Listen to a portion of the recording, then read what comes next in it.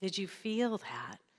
Because we can intellectualize and talk about these principles all day long, but it's that feeling tone that cracks open our hearts wide, that we can receive the pearls, the seeds of grace of God that are forever being showered upon us, forever and always. And so our conversation this month is about the receptivity that we can bring forth to receiving that which is already given in every moment and with every breath. And so how very grateful I am to have this opportunity to be here at Unity Naples, to be in this consciousness. Something wonderful and magnificent is happening here, and it is a joy to step into it and to be with you and to feel this with you. And so I say thank you, Reverend Denise. Thank you, the board of directors and this community and the prayer chaplains and the meditation that was so beautifully facilitated. I mean, Hafiz. I mean, how can you miss with that and the music? Not just today, but last night. Thank you, Rich, for the amazing concert. This is the activity of God. This is the activity of love. This is a garden that is already well tended. Already well tended.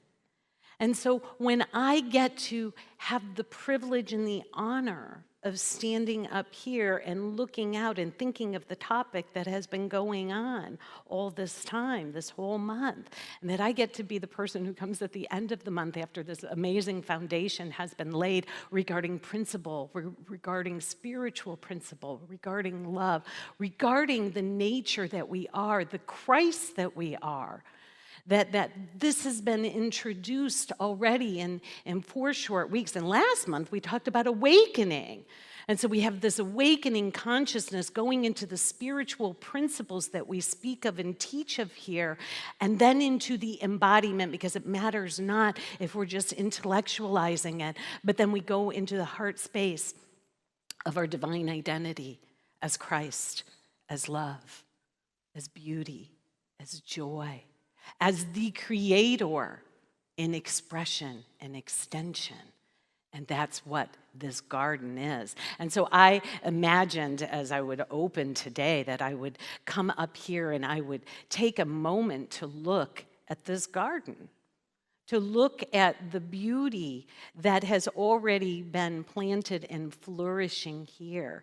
And I get to look out upon your faces from this vantage and from those in the world ministry here that is being created, hello, and that we can all look around. And so I'm just going to invite you to do that.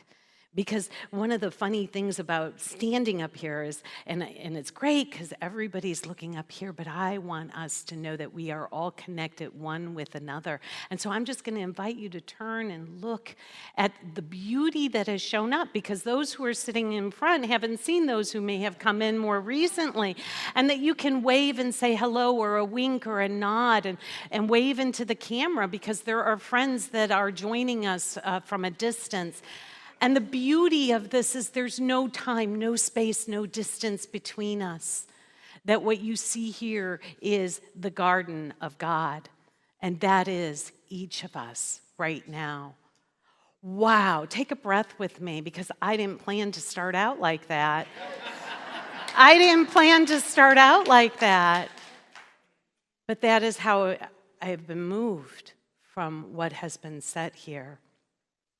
And I was crying before I came up here, because of the song Use Me is very special song, and I'm so glad that you'll be doing that in this community. And so, last time I was here, I just want to kind of backtrack just a little bit.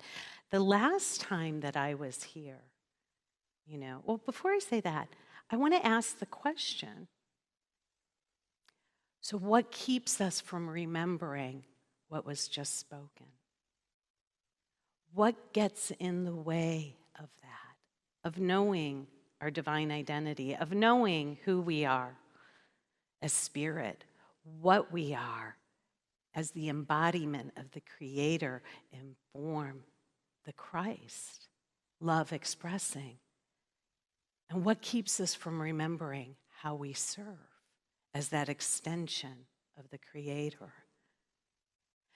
So with that question lingering for a moment, taking a breath again, going back to being here about a month ago, and I had shared with you a story, and in that story, the setting was the backyard that I grew up in. And it was, my sister was here, and today my husband is here, Tony, and so I'm so glad that you're here. And since last month, we had this amazing experience of visiting that space and that place. Now, as I laid the foundation last month, it was where I grew up. It was the place that I was raised. All my sisters were, and I was the youngest of 4 girls. And somehow my dad and my mom had this vision of having this property, and the property was across town from where they grew up, and it backed up into what I call the Enchanted Woods of Swan Creek Park up in Northwest Ohio. And there we would go out and play in the yard and the woods, and there was a playhouse. And it was this idyllic setting, and it's the setting of many of the stories that I actually teach from today. And so one of those that I spoke about last month was that my mother would open the door at dinner time and call us by name. You know, Claudia, Tony, Denise, time to come home, and that voice would call. And it was a voice that we knew, and in that moment, we dropped what we were doing and we returned home. And so we had this amazing, that house has since been sold about 8 years ago, and with my mother's passing back in November, and my dad 11 years ago, we had their ashes, and we had this idea of doing a ceremony in that backyard, not knowing if anybody would let us do that. I mean, that's kind of weird, knocking on somebody's door, which is literally what we did, knocking on their door and saying, gee, my dad built this house, and we would like to honor my parents and have a ceremony. And they shut the door and talked about it and opened the door again and said, sure. And so 2 weeks ago, we gathered there, and we, the first time as a family with the grandkids and everybody, and we walked up the driveway. It took us like 20 minutes just to walk up the driveway. Oh, look, that tree's different. Oh, look at this. Oh, look at that. I mean, these poor people, they were probably like, when are they going to go? But they were so kind to us. And so we go into the backyard, and we have this ceremony. But what was so interesting is that there was this tree there. And this tree was about this big, that big when we were little kids. And here we were as grown adults, and it's like this big now. It's a maple tree. And that tree was home base when we played hide and seek. And I thought I was the only one who had that memory, but my sisters had that memory too. Do you guys remember playing hide and seek? Somebody, was it, and everybody, you'd start at the home base, and in this case, it was this tree. And my dad used to scold us because we'd be hanging on the branch of the tree, and he was trying to help it grow. And it did. It was successful. And, that person would go, 1, 100, 2, 100, 3, 100. And everybody would scatter. And if you were going out and hiding, you'd be really good at hiding, right? You'd be really good at hiding. And I think that's what's happened when I asked the question, how come we forgot? What had us forget? that we've been playing a game in this human experience that is much like hide and seek. It's much like that, isn't it? We go out in the world, we leave home base. We don't really know we left home base, but here we are, we find ourselves here.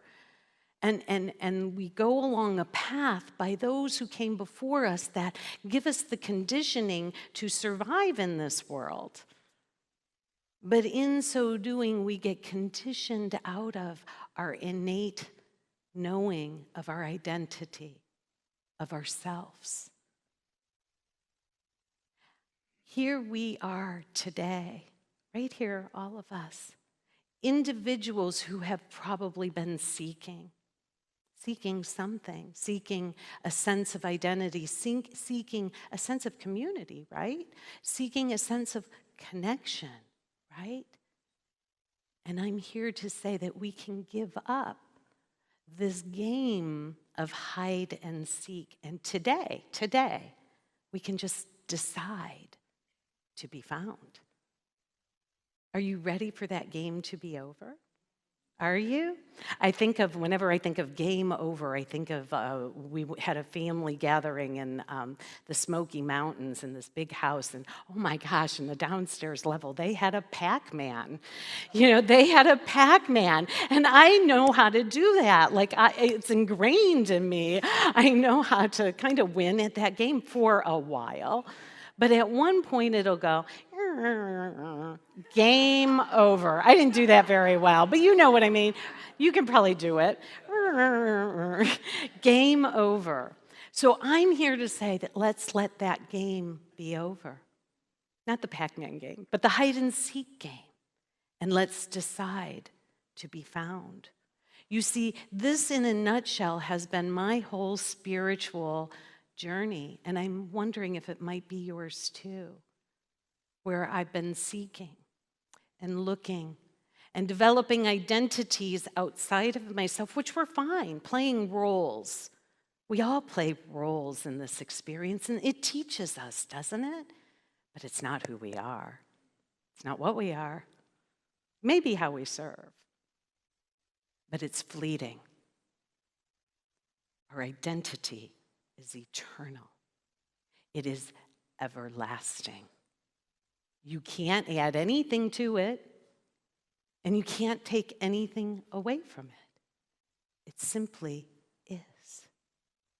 That has been my spiritual journey, my being found, my making it back to that tree, saying, nah, game's over. I'm not going to hide anymore. I'm home. I'm home now, right where I am. There's a quote that I found in preparation for today. I thought, oh my gosh, this is good. It probably came across my Facebook feed, which they say you're not supposed to do that, but I find really good stuff there. I don't know about you. And this is what it says, and it's from, you may be familiar with him, it's American poet Galway Kinnell. And this is what he says. Sometimes it is necessary to reteach a thing its loveliness. Sometimes it is necessary to reteach a thing its loveliness until it flowers again from within. We're here to teach one another our loveliness. It's like the laws of love. We don't make those laws. We didn't create them. We didn't really create our loveliness either. But we're here to discover and to rediscover it. And we come together in spiritual community to help one another to do that. Because, gosh, when I forget, I know I can turn to you. And you can help me remember. You can help to teach me to remember again my own loveliness so that I can flower from within. I believe that's what I'm witnessing when I come to this community. That there's this loveliness that is being remembered again and a flowering from within that is happening because there's nothing to fix and there's nowhere to go. It's right here, right where we've been planted. Each of us has been born to create. I'm springboarding off of the reading so beautifully read by David. Thank you. It says that you were born to create. It says that you were created. Sometimes it feels like we've created ourselves. I would suggest we've made ourselves up. And we were created by Creator. We're actually the effect of creation, of God's creation. So we were created and made in the image of the Creator and the likeness. That image is not form, it's that formlessness. It's spirit. It's eternal. It hasn't been birthed. It does not die. It is eternal forevermore. That's the image of all-powerful presence of love itself, love intelligence itself. That's the image that we were created in. One of my teachers, Reverend Michael Beckwith, says that to be made in the image and likeness of the Creator means that we have the ability to think independently of circumstances, to think independently of the conditions in the world. We have that ability. We have that ability. And that's what we are being asked to do. And it went on to say that our only function here is to be the conduit made in which the unfathomable mystery and beauty of love can be expressed in ways that can be seen in this world. In other words, there is a mystery to that unfolding of our lives. Don't you just want to know how everything is going to turn out? Don't you? I mean, I know I do. I wanted to know how this talk was going to turn out, only to come to find out it's kind of none of my business. What? How could that be? How could that be? I'm the one who's got to come. Use me. Use me, God. Not in a way of usury, but in a way of invitation, in a way of saying, here I am. I've tried the game of hide and seek. I've gone out into the world. I've made up identities, and it left me wanting. And it sure took a lot of effort. Use me that I may remember again my loveliness and the image and likeness of the Creator in which I was created. And that I'm going to surrender my best thinking. I'm going to surrender what it needs to look like. I'm going to surrender into that mystery. And I'm going to commit my life to being the presence of love. I don't know who's going to hear it or see it or notice it. Doesn't matter. Because love, the truth of who we are, our loveliness, doesn't need to puff itself up, doesn't really need to be noticed, but does require to create and extend. And we see it all around us happening. It's when, in a time when we think not, that it happens, right? You practice your music. It's taken years to do this. It's taken decades to do what you do, what I do, what you do. The time is now, and the time has come to let go and to allow something greater to extend and express without knowing what it is exactly going to be, but trusting the mystery and trusting love.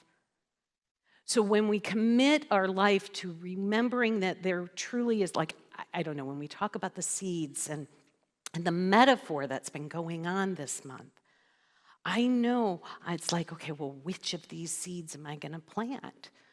Do I want an English garden? Do I want a succulent garden? Do I want, I don't know what other kind of gardens there are. A vegetable, thank you, a vegetable garden, thank you. Tells you what kind of gardener I am.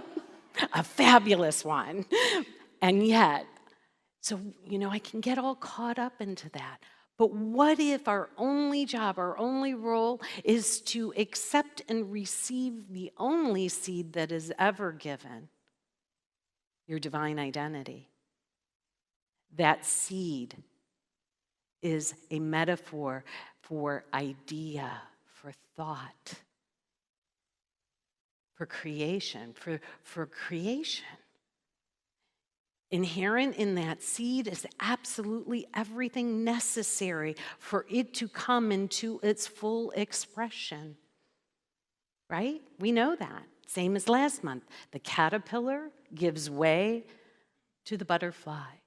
The acorn gives way to the oak tree. Everything in that little acorn is necessary for that blueprint for that huge oak tree to come forth. We do not need to get caught up in what it is. Our role is to accept the seed of our divine identity, that we are a thought in the mind of God, and that thought is good and it is perfect. I hear Reverend Denise say that all the time when I listen in. Right where you are is perfect. And you, that seed of perfection hid within each of us, is perfect. Our only role is, are we willing to receive? Are we praying and cultivating a consciousness, preparing to receive that gift? Are we allowing the conditions for that love seed, which means peace and love and attention, to prepare to receive that seed, that it may grow? There's a quote in parentheses that says, I planted the seed, Apollos watered it, but God made it grow. I don't know how it grows. I just know that my role is to return home to my divine identity, to commit with every fiber of my being, commit with every fiber of my being, to say, God, bring me home. And to know that it is right here, right now, that we are the Christ. That is that seed. The soil, our consciousness, and the plant is the extension into form. That which we bring forth.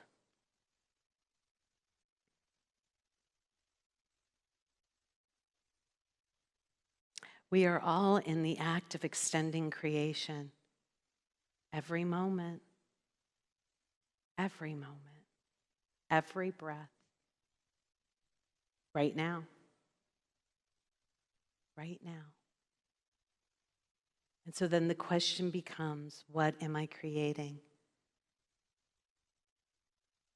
And with what consciousness am I coming from? And the consciousness of Christ, the consciousness of love, is home, is our divine identity.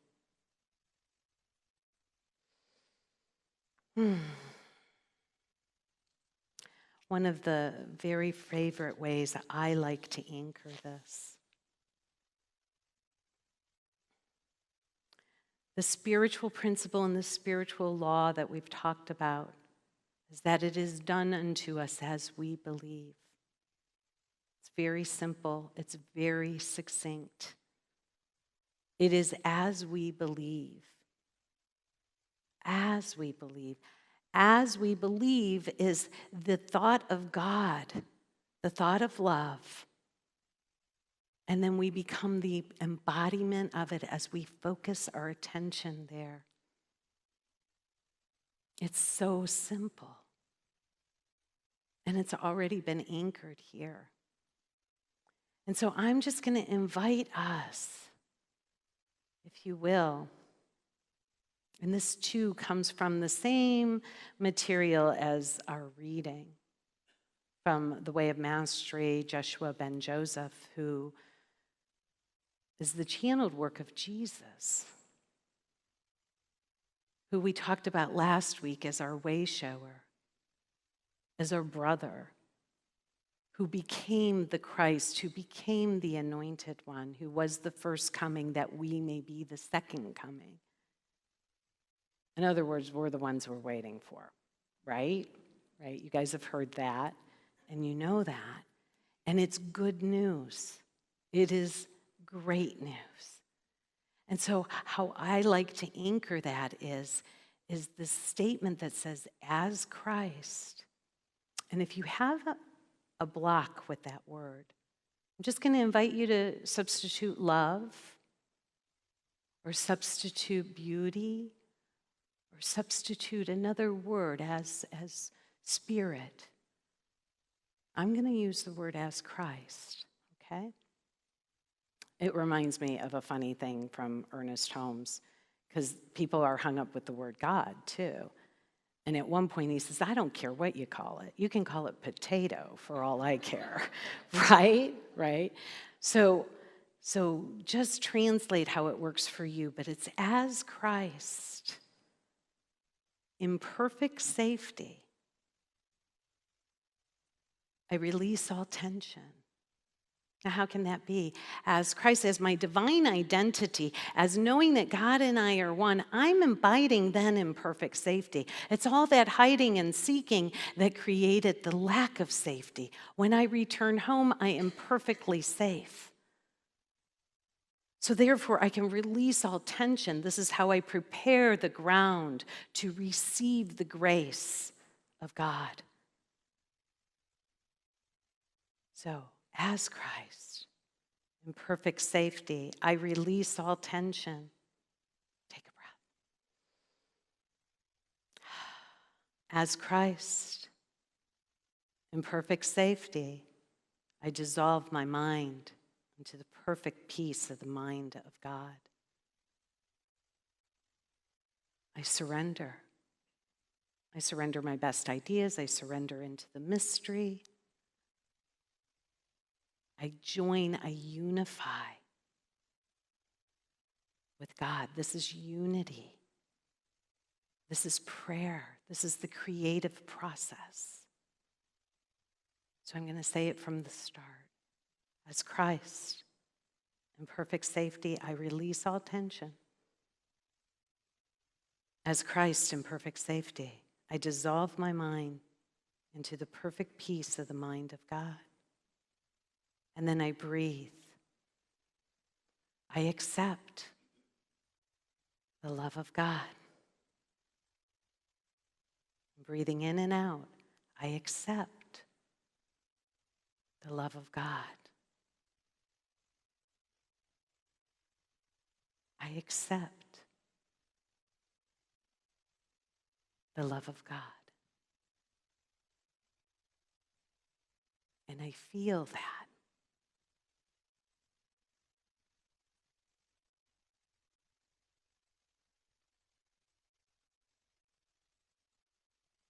And in this stillness, I simply ask, what is the truth?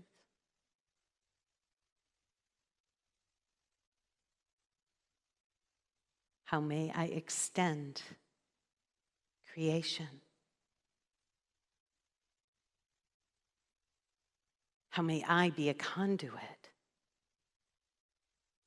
of the unfathomable mystery and beauty of love of God. And I listen.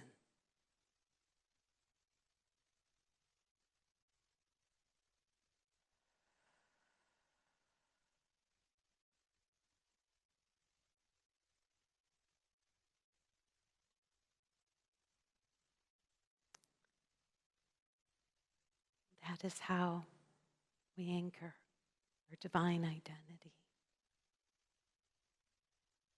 This is how we prepare and pray and plant the divine idea. And we simply allow ourselves to be guided from here. Are you ready to be found? Are you ready to be found? Are you ready to give up the hide and seek game and simply be that which you already are, that which we already are? That garden of God, the kingdom of heaven here now, right now. They say the kingdom of heaven is all around you and within you. But that word within is unnecessary. The kingdom of heaven is you, is me. Say that with me. The kingdom of heaven is me. The kingdom of heaven is right here. And now look at whoever's next to you and say, I see the kingdom of heaven in you. I behold the Christ in you.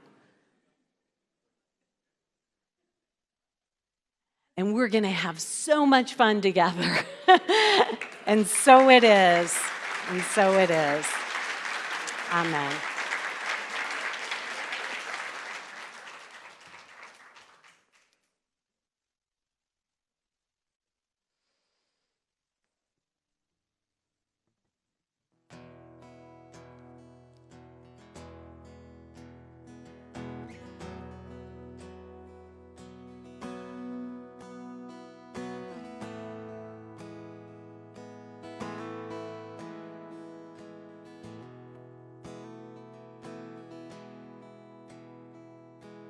Open the eyes of my heart, Lord.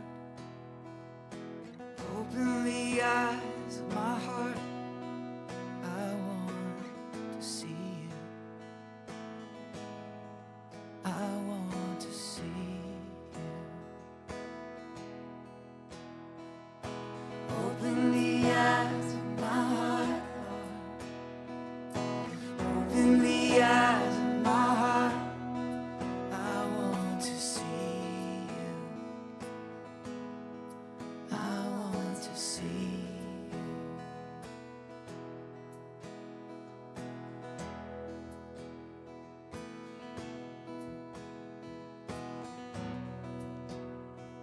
And so we ask and we receive. I ask that the eyes of my heart be open. And as they are opened, I see with the eyes of Christ. I see with the eyes of love. I behold and know and see all things made new by the renewing of my consciousness, by the renewing of my heart, by the remembrance of that which sets me free, that divine identity that God and I are one. This is my divine identity, this oneness, this unity. And from this oneness and this unity, we see all of creation extend forth in beauty and grace and glory.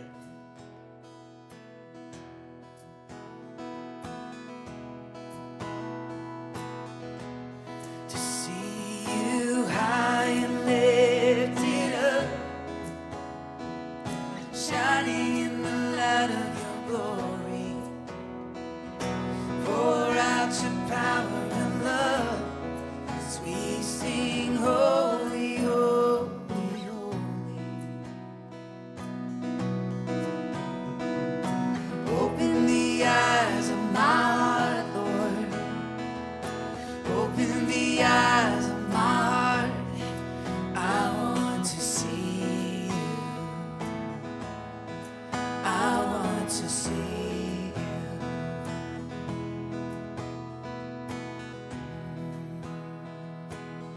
And so, how grateful I am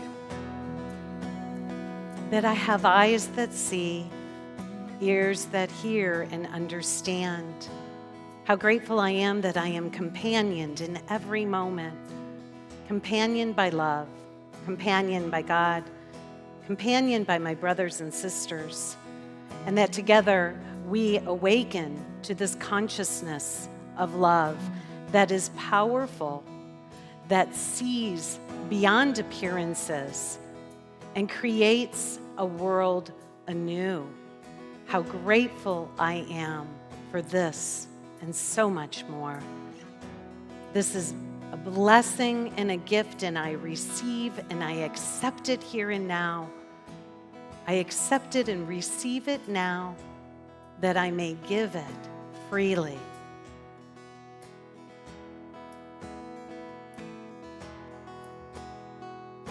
Holy, holy, holy.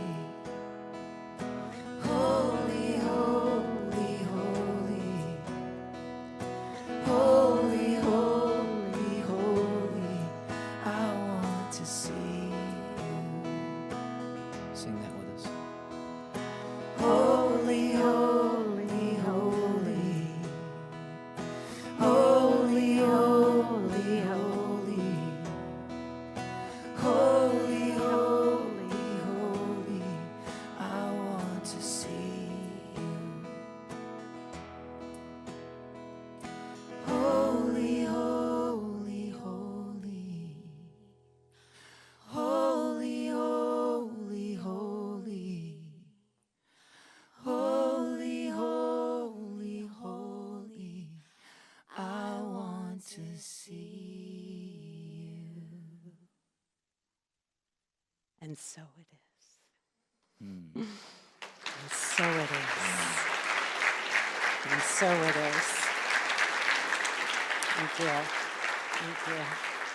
Thank you.